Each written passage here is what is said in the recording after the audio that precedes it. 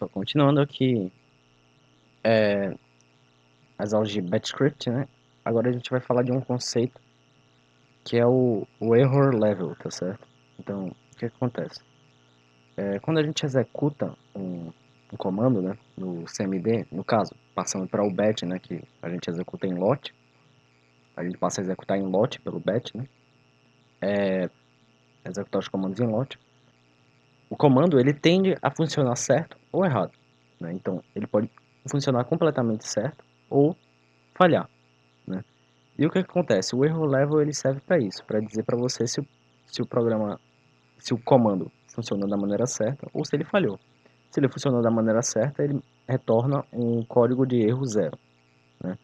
Se ele funcionou de maneira incorreta, ele pode retornar diversos outros códigos de erro, que é os que eu estou marcando aqui, tá certo? Então o que acontece? Vocês já entenderam que quando a gente manda um comando, dependendo da resposta dele, a gente vai para um error level, né? Então, no caso, se a gente pedir a resposta em um programa, ele vai retornar a resposta dele, se ele funcionou ou não, ou então a opção que foi escolhida ou não, em error level, tá certo?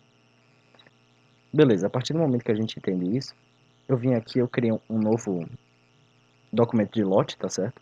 Para mostrar para vocês. Eu acho melhor mostrar do que programar em si, né? Tá mostrando aqui. O que acontece? A gente tem aqui o comando chamado choice, né? É para você escolher no programa. Então, por exemplo, a pergunta que o choice faz, né, é perguntando se você quer continuar a utilizar o programa.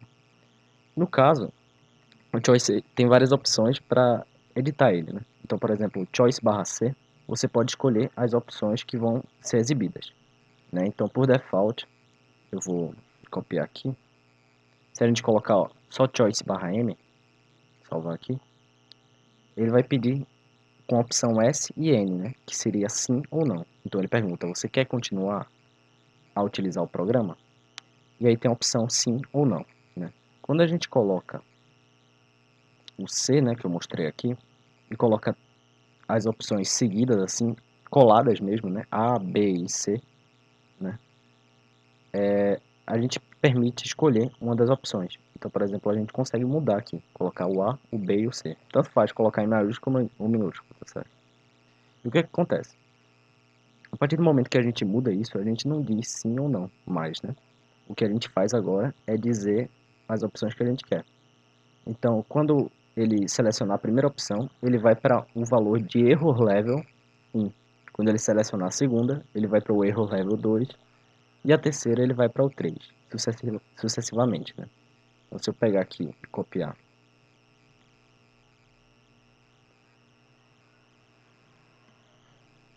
e mudar aqui o error level, vocês vão perceber,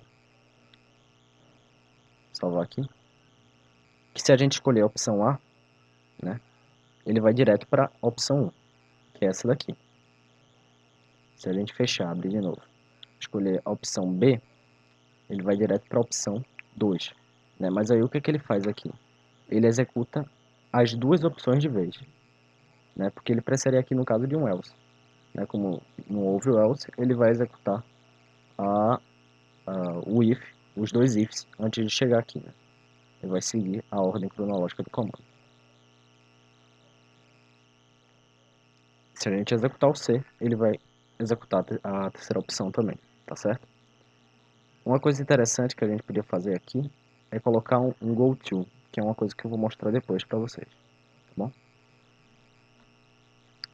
Beleza, a partir do momento que vocês entendem isso daqui, vocês conseguem entender para que o error level serve, né? E essa estrutura aqui, o if error level, para que ela serve? Se o valor do error level, né, que foi o que eu mostrei ali no começo, for igual a 1, ele vai executar tudo que está aqui, tá certo? Se o valor do error level for igual a 2, ele vai executar tudo que tem aqui. É basicamente isso, né? A gente também pode mudar aqui a estrutura e colocar um not, né? Então, se o valor não for igual a 1, ele executa isso. Se não for igual a 2, e assim sucessivamente, tá certo? Para que esse error level funciona, de forma geral?